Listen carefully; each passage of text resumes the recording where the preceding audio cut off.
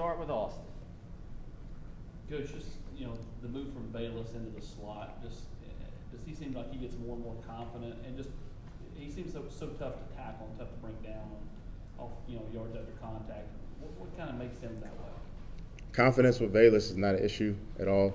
He really does believe he's good, and he is a really good player. A veteran guy that you can move from outside to inside, like I spoke about earlier in the spring and summer as well. And he's been very productive in the slot. And like you said, he's almost like a running back with the ball in his hands. He's really hard to tackle. He's strong. He plays through contact. He's got really good ball skills. And just, once again, a veteran guy, played a lot of football, and excited to really see his role continue to grow and build. Rob. Coach, back in the spring, I think most of us would have thought that if you guys were going to be good at receiver, some of those sophomores would really have to step up. But instead, you've had three veterans step up and produce more than they have at any point in their careers. Did you see those guys as being capable of that, Cedric, JaVonte, and Velus? For sure. I think a lot of times you just have to have an opportunity and a chance. I think Tillman, I heard a crazy stat. I think he's been here 3 years, only had 8 receptions up until this year. And you just kind of see his growth and instill confidence in Tillman. And he was a guy that I've been talking about since the spring, that he could be a problem for defenses. Whenever you're that big, you can run, you got good ball skills, he's a good player. And I think it just came down to him getting reps, time on task in games, and he's a confident player right now. JaVonta Payton, another guy that was at another school, didn't really get the opportunities that he wanted to, and now just instilling confidence in him. That's why I recruited the kid. I thought he was a good player, good ball skills, explosive, can run. He just needed that opportunity, and he has it, and he sees the moment.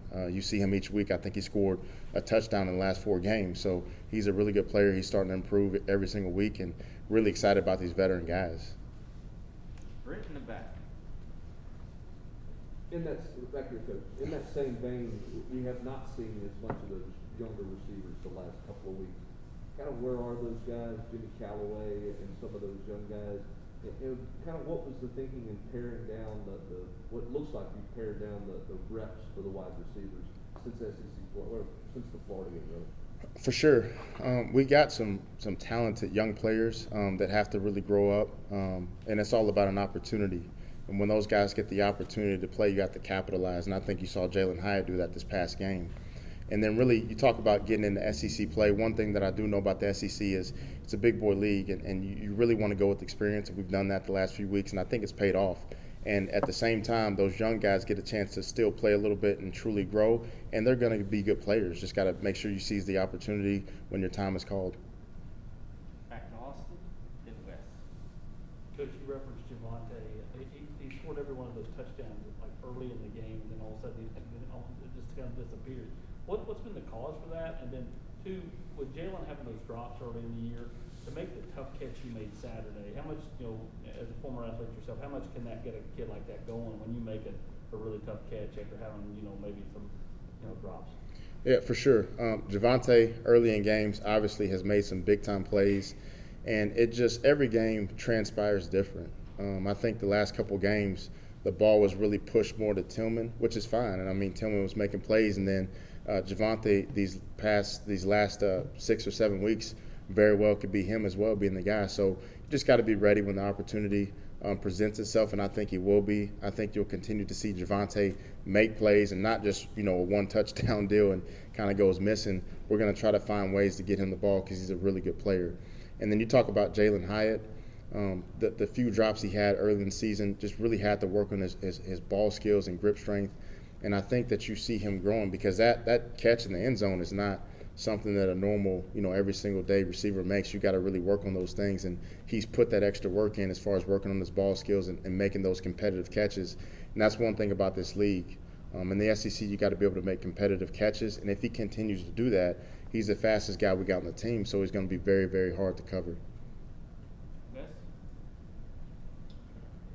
Kodi, how quickly after JaVonta Payton sort of arrived and got on campus and everything, how long did it take y'all to see that, okay, maybe his numbers at state weren't huge, but this guy could play? Not very long.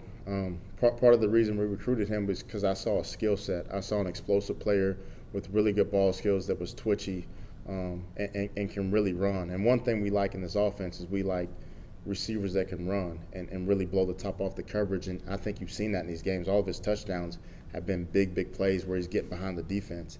And so it didn't take long when he stepped on campus to know JaVonte can be a big-time playmaker for us, and he's done that so far. And so it's our job to really put him in positions to continue to do that. Jimmy?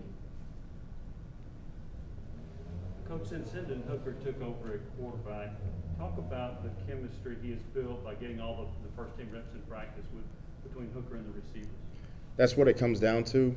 It's time on task. It's chemistry like you talked about, being able to get those one reps with the one receivers, the guys that you're actually going to play with, because everybody runs different. His ball is different than the other quarterbacks, right? And so it's all about the reps, and I think it's really starting to show and really pay off as far as us in the passing game, being able to hit those timing throws and some of those shots down the field. And I think that's really the difference in the season is early on we weren't making the big plays down the field. We weren't hitting those shots.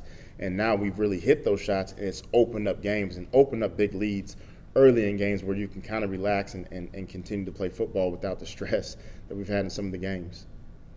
Rick in the back.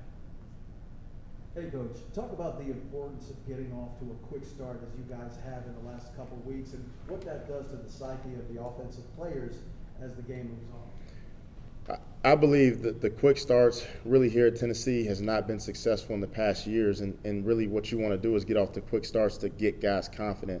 You want to make sure early in the season that we instilled in our players that, man, we're going to get off to a quick start, be able to score points, and it's not the same old story where, oh, here we go again. And I think we're really starting to feed off of that. The defense is off to a quick start, offense is playing, and we're really starting to put, 4 quarters together as a team, right? And I think that's what it's all about is us coming together as a team, us scoring points on offense and defense, coming up with some big-time TFLs. Patrick then Vince. You kind of talked about the smaller rotation earlier. I don't know what the snap counts are for those top 3 guys, but obviously they're playing a lot. What does it say about their stamina level that they can play that many snaps in this offense as much running as they do? And maybe you guys track how much they run during a game, and maybe what's the furthest one of those guys is? For sure. We track how much our guys run in practice every single day. We track how much they run in the game. And I think it just speaks to what we do offensively, how we play up tempo, and that's how we practice. That's what we do. That's who we are. And so when you get into a game and some of those guys are getting upwards of 70, 80 reps, it's not a problem. And they get stronger as the game continues to go because that's what we do. That's who we are, and that's our identity on offense. So been very impressed with the way they've performed so far. And obviously it's a long season. We got to continue to go and stay healthy. But I think we're going to continue to get better and play better on the back end of games. 2 quick things, Cody. You kind of referenced it earlier that now that you're hitting some of those throws down the field with Hendon, that it's helping you guys on offense. But how much does it help you to evaluate your receiver room when you're able to have that consistent quarterback play and hit on some of those throws? For sure. You always want to see receivers given an opportunity to make a play, right? As we all know, I believe in if the ball touches your hands, you need to catch the ball. And we've been given those opportunities, and I think for the most part we've made some big-time plays down the field. And like you said, it gives you an opportunity to see where you are in your receiver room. When those guys' numbers get called, they have made plays, and hopefully we can continue to do that. And you guys had kind of, in the players at the postgame, talked about relaxing a little bit, in that second half of the game. How do you guys avoid that moving forward? I think just continuing to be aggressive. Our style of offense is up-tempo. We play fast. And whenever you get those big leads, it's an easy tendency, man. Let's kind of slow it down and run the clock out a little bit. But we're an aggressive offense. We're going to stay aggressive. And like Coach Hype talked about, it's 1 or 2 guys on every play that can really be the difference in us continuing to move the ball in those drives. So it comes down to a lack of focus and a lack of execution in those moments, and we cannot relax to be able to push through. Last question, Ben. Cody, just when you watch the tape and from the receivers coach vantage point, just what have you seen from Hendon and kind of how he's progressed as he's kind of taken over since Joe got hurt early? Tell you what, Hendon, phenomenal quarterback, great competitor. What I see more than anything with Hindo is the moment's not too big. He sits in the pocket, and the guy gets beat up, and he runs the ball 15, 20 times a game, and he's really the toughest guy on the field. And that's what you want to see from a quarterback, that guys have confidence in him, that when you sit in the pocket and you take hits like he does and you're still able to complete balls down the field, that's big time on his part. And man, we got confidence in whoever the quarterback is, and obviously right now Hindo's kind of taken the bull by the horns the last few weeks, but been extremely excited for him because he's a great kid, phenomenal, humble competitor, and it shows up on game day. Thank you. Appreciate it.